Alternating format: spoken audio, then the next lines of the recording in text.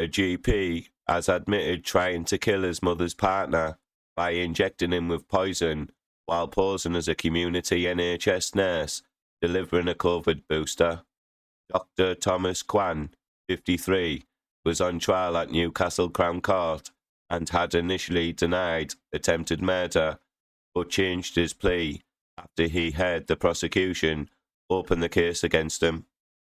Police initially thought the married father of one used the chemical weapon, ricin, to try to kill Patrick O'Hara, 72, at his mother's home in St Thomas Street, Newcastle, on the 22nd of January, but an expert believed pesticide was more likely. Kwan sparked a major emergency services operation when police found lethal chemicals stored in the detached garage at his home in Braden Court, Ingleby Barwick, Teesside. The partner at the Happy House surgery in Sunderland, the GP had already pleaded guilty to administering a noxious substance, claiming he meant to cause no more than a mild pain. The Crown's case was that he meant to kill his mother's partner of more than 20 years, who developed a rare flesh-eating disease as a result of the jab in his arm. The Hong Kong-born doctor had developed an encyclopedic knowledge of poisons, the court heard, and he studied how to get away with murder, police discovered from analysis of his home computers. CCTV footage released by Northumbria Police shows Dr. Thomas Kwan arriving in Newcastle before putting on a disguise and heading to his victim's home.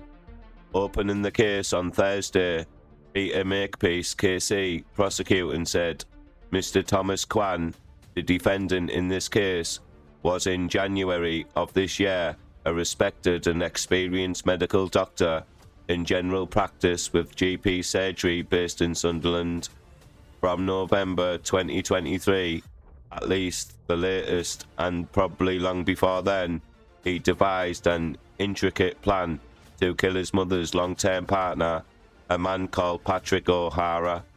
On any view, that man had done absolutely nothing to offend Mr. Kwan in any way whatsoever.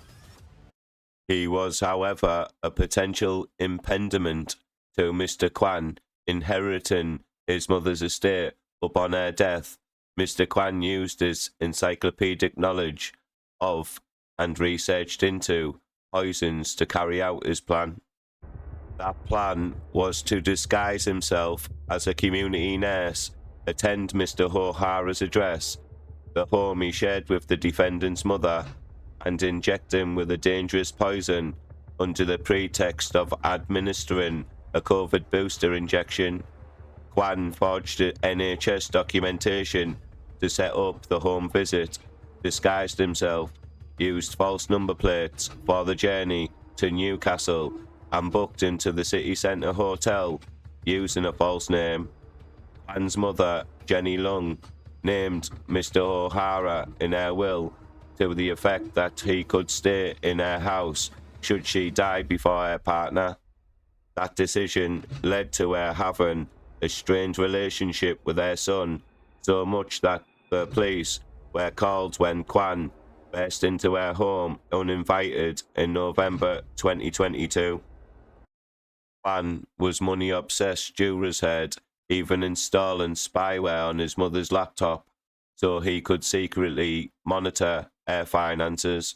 Last November, Kwan wrote to Mr. O'Hara, claiming to be a community nurse called Raj Patel, and offered him a home visit. Mr. Makepeace said, "As I suspect, would any of us, Mr. O'Hara fell for it, and he had not the slightest suspicion that this was anything other than a genuine NHS community care initiative, which he warmly welcomed and was grateful for." Kwan went to his mother's house in a long coat, hat, surgical gloves, and wearing a medical mask and tinted glasses, where he carried out a 45-minute examination on Mr. O'Hara. During the visit, he took blood samples from Mr. O'Hara and even checked his blood pressure and the blood pressure of his unsuspected mother at her request. Kwan, in what the court heard was broken English with an Asian accent, told Mr. O'Hara he needed a COVID booster even though he only had one 3 months ago. Mr. O'Hara shouted in pain when it was administered, and Kwan quickly packed his equipment and left, reassuring his victim that a reaction was not uncommon. The pain continued, and Mr. O'Hara began to suspect something had gone badly wrong. The next day his arm was blistered and was seriously discoloured, and medics at the hospital were baffled. He had developed a flesh-eating disease, necrotizing fasciitis, and needed to have part of his arm cut away to stop it spreading, and spent several weeks in intensive care. The fake nurse's movements were traced using CCTV, and police were able to identify Kwan as a suspect. He was arrested a fortnight after the attack. Searches of his home in the executive estate where he lived revealed an array of chemicals such as arsenic and liquid mercury, as well as castor beans, which can be used to make the chemical weapon ricin. Police found a recipe for ricin on his computer, but Ministry of Defence poisons expert Professor Stephen Emmett, although still not sure which poison was used, thought iodine-methane, which is commonly used in pesticides, was more likely. Mr. Justice Lambert told the court on Monday she will sentence Kwan once the issue of his dangerousness has been considered by the probation service. He will be sentenced on Thursday next week. The prosecution said their position remained that the case was financially motivated. Mrs. Justice Lambert warned Kwan there will be a substantial custodial term. Paul Greene, KC defendant, replied, "The defendant entirely understands that it is inevitable." This is one of the most elaborate criminal plots in recent memory. Christopher Atkinson, head of the Complex Casework Unit for CPS North East, said Thomas Kwan went to a highly unusual lengths in his attempts to kill his mother's partner while avoiding detection. Over several months, he obsessively planned a way of gaining access to his victim, which involved the use of counterfeit documents, a shell company, and elaborate disguises to obscure the potentially lethal role he was to play in these events. While the attempt on his victim's life was thankfully unsuccessful, the effects were still catastrophic. The chemical injected caused increasingly severe damage, beginning with burns and blisters around the injection site and progressing into potentially life-threatening flesh-eating disease. He continued at a time when Kwan could have assisted medical staff by identifying this substance. He insisted made no comment to the questions put to him in police interview, allowing the victim's health to further deteriorate.